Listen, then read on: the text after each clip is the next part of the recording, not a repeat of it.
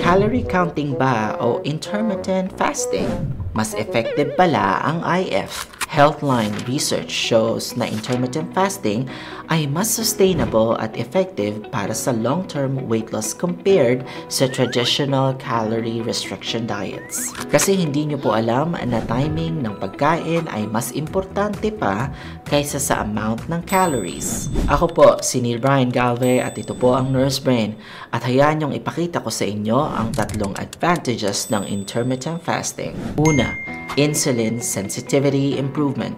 Fasting periods allow insulin levels to drop, enabling fat burning.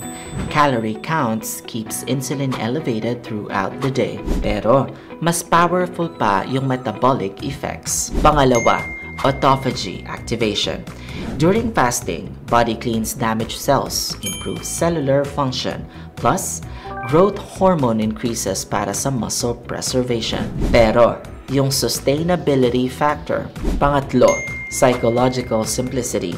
No counting, no measuring, no food restrictions, just time-restricted eating. Easier to maintain long-term. Kaya tandaan po, start with 16 to 8 method. Eat within 8 hours window. Quality food pa rin, importante. IF is tool, hindi magic bullet.